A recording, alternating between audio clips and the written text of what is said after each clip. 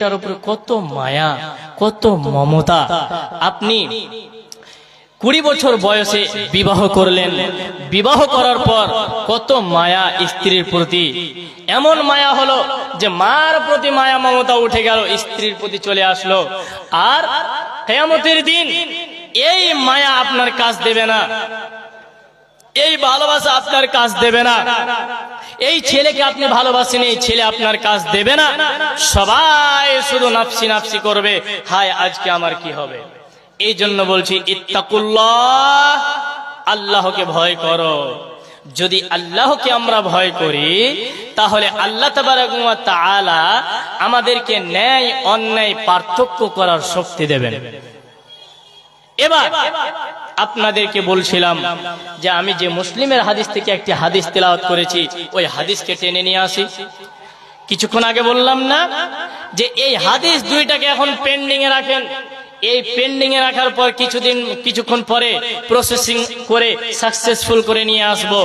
এতক্ষণ প্রসেসিং ছিল, পেন্ডিং এ পড়েছিল, এবার সেটাকে টেনে নিয়ে আসব।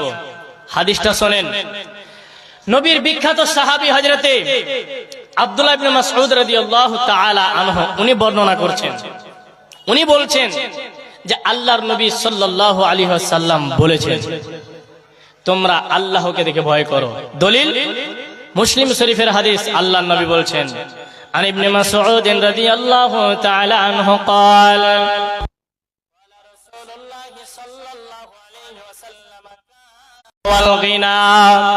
আল্লাহর নবীর বিখ্যাত সাহাবী হযরত ইবনে মাসউদ রাদিয়াল্লাহু তাআলা আনহু থেকে বর্ণিত, তিনি বলেন আল্লাহর নবী সাল্লাল্লাহু আলাইহি ওয়াসাল্লাম এই দোয়া মাঝে মাঝে করতে থাকতেন।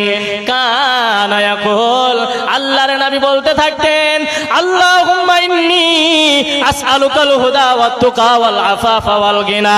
আল্লাহর নবী বলতেন, আল্লাহুম্মা ইন্নী আসআলুকাল হুদা ওয়া রাব্বুল আলামিন, তুমি আমাকে হেদায়েত দাও। এবার আপনাদেরকে বলে, আল্লাহর নবী কি হেদায়েত পায়নি? অবশ্যই আল্লাহর নবী হেদায়েত পেয়েছেন। আল্লাহর কোনো আগের কোনো পিছনের কোনো গুনাহ নেই। তিনি হলেন একজন জান্নাতি মানুষ। উনি আল্লাহর কাছে দোয়া করেছেন, আল্লাহুম্মা ইন্নী আসআলুকাল হুদা ওয়া রাব্বুল আলামিন, আপনি আমাকে হেদায়েত দান করুন। শুধু তাই নয়, আল্লাহুম্মা ইন্নী আসআলুকাল হুদা ওয়াত তুকা, তুমি আমার ভিতরে তাকওয়া বাড়িয়ে দাও, তুমি আমার ভিতরে ভয় বাড়িয়ে দাও, তুমি আমার ভিতরে তাকওয়াকে বাড়িয়ে দাও। শুধু তাই নয়, আল্লাহর নবী বলছেন, আল্লাহুম্মা ইন্নী আসআলুকাল হুদা ওয়াত তুকা ওয়াল আফাফা ওয়াল গিনা। আল্লাহর নবী বলেন, ওগো রব্বুল আলামিন, তুমি আমার রিজিকে বাড়িয়ে দাও, তুমি আমাকে ফকির থেকে বাঁচিয়ে রাখো, তুমি আমাকে গরিব থেকে বাঁচিয়ে রাখো। আমার মনের ভিতরে যা আমার চাওয়ার আছে তুমি তা পূরণ করে দাও। এবার আপনাদের সামনে ওই হাদিসটাকে টেনে নিয়ে আসি, যে হাদিসটা সুনানে তিরমিজির থেকে আমি পরিবেশন করেছিলাম। আল্লাহর নবীর সাহাবী উমামা রাদিয়াল্লাহু তাআলা আনহু থেকে বর্ণিত, তিনি বলেন, আল্লাহর নবী সাল্লাল্লাহু আলাইহি ওয়াসাল্লামকে বলতে শুনেছি। একটা কথা শুনেন, আল্লাহর নবী সাল্লাল্লাহু আলাইহি ওয়াসাল্লামকে বলতে শুনেছেন। আর মাত্র 5 মিনিট টাইম, এই 5 মিনিট টাইমের ভিতরে কিন্তু হাদিসটা বলা যাবে না। ওয়াল্লাহি যদি ব্যাখ্যা করতে যাই আল্লাহর কসম, তাহলে এই হাদিসটার ব্যাখ্যা কমপক্ষে আমার জ্ঞান অনুযায়ী, আমার যে ভাঙা ফোটা জ্ঞান অর্জন করেছি, এই জ্ঞান অনুযায়ী 1 ঘন্টা যাবে, কিন্তু হাদিসটার ব্যাখ্যা শেষ হবে না। তো যাই হোক, ব্যাখ্যা করব না, শুধু আপনাদেরকে বুঝাবার জন্য চটচট করে বলে দিই যে যথাযথ ভয় কাকে বলে। বলেছিলাম না যে যথাযথ ভয় কাকে বলে, এই হাদিসের ভিতরে আল্লাহর নবী বলেছেন। তো উমামা রাদিয়াল্লাহু তাআলা আনহু বলছেন যে আমি আল্লাহর নবীকে বিদায় হজের সময় ভাষণ দিতে শুনেছি। যখন আল্লাহর নবী বিদায় হজের সময় ভাষণ দিচ্ছিলেন, ওই সময় আল্লাহর নবী বলছিলেন ইত্তাকুল্লাহ, রে সাহাবীরা শুনে নাও, তোমরা আল্লাহকে দেখে ভয় করবে। এবার আপনাদেরকে বলে, সাহাবীদেরকে ঈমান ছিল না?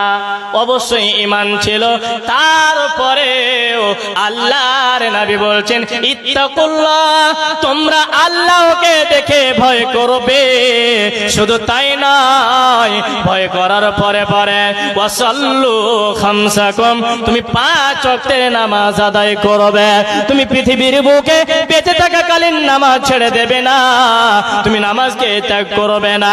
শ্বাস থাকা অবধি আপনাকে আমাকে নামাজ আদায় করা লাগবে।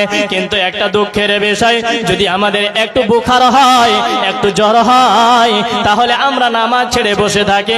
ও মুসলমান, আল্লাহর জান্নাত তত সহজে পাওয়া যাবে না। আল্লাহর জান্নাত পেতে হলে আল্লাহকে ভয় করা লাগবে। দ্বিতীয়তে 5 ওয়াক্তের নামাজ পড়া লাগবে।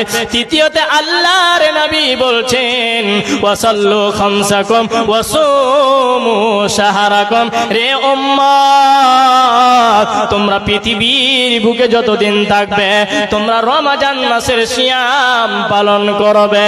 ওয়াসাল্লু খামসাকুম ওয়াসুমু শাহরাকুম ওয়া আদ্দু যাকাতা আমওয়ালিকুম। আল্লাহর নবী 4 নম্বরে বলছেন, রে উম্মত, যতদিন তোমরা পৃথিবীর বুকে থাকবে, তোমার যে মাল ধন রয়েছে, এই মাল ধন থেকে তুমি তোমার মালের যাকাত বের করবে, আর ওই যাকাত তুমি আল্লাহর রাস্তায় দিয়ে দেবে। কিন্তু দুঃখের বিষয় হলো, আমরা যেগুলো যাকাত দিই সেগুলোতে পাতান মিশ্রিত আছে। যেগুলো ভালো, যেগুলো সুন্দর চকচকে ধান, সেগুলোকে আমরা বস্তায় ভরে গোডাউনে ভরে দিই, যে পরবর্তীতে দাম বাড়বে আর আমি সেটাকে বিক্রি করব। ও মুসলমান, যদি আল্লাহর জান্নাত পেতে চান, তাহলে আপনাকে ভালো মাল থেকে যাকাত দেওয়া লাগবে। শুধু তাই নয়, 5 নম্বরে আল্লাহর নবী বলছেন ওয়া আতিউ উমারাআকুম তাদখুলু জান্নাতা রাব্বিকুম। রে উম্মত, তোমাদের গোষ্ঠীর ভিতরে, তোমাদের মোহনা গ্রামের ভিতরে, তোমাদের পাড়ার ভিতরে, তোমাদের গ্রামের ভিতরে যে মরল থাকবে, যে শাসকে, ওই ইমামের তুমি অনুসরণ করবে। ইমাম যদি বলে নামাজ আদায় করো, তাহলে তোমাকে নামাজ পড়তে হবে। আর যদি ইমাম নবীর পক্ষ থেকে কথা না বলে, যদি ওই কথাটা বলে কিন্তু নবীর দিকে যায় না, একেবারে হাদিসের খেলাফ, তাহলে করা যাবে না।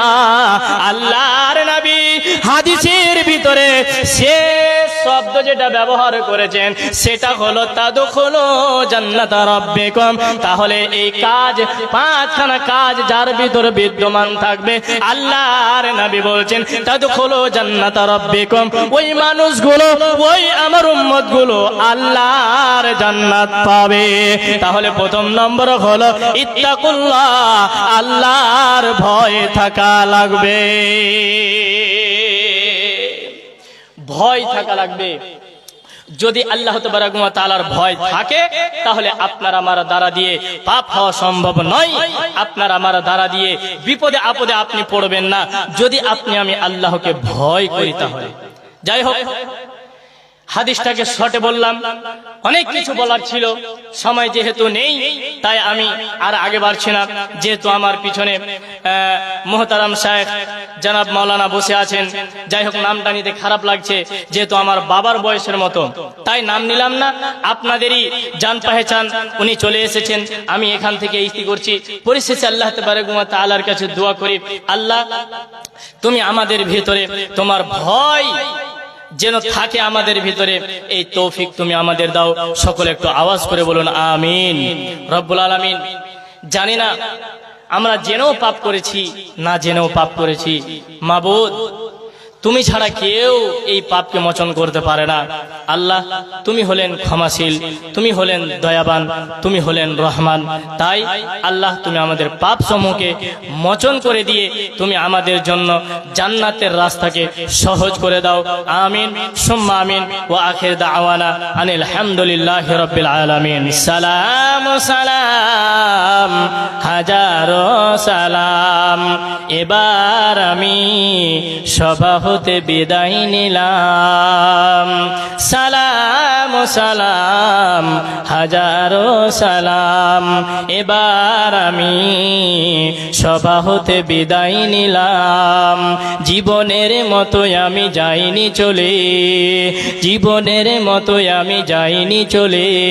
আল্লাহ যদি বাঁচিয়ে রাখে আবার আসিব ফিরে, কথা দিলাম। সালাম সালাম হাজারো সালাম। থেকো আমার বাবা মা, থেকো ভাই বোন, ছোট বড় সবাই মিলে দেখো আর মন ভরে থেকো।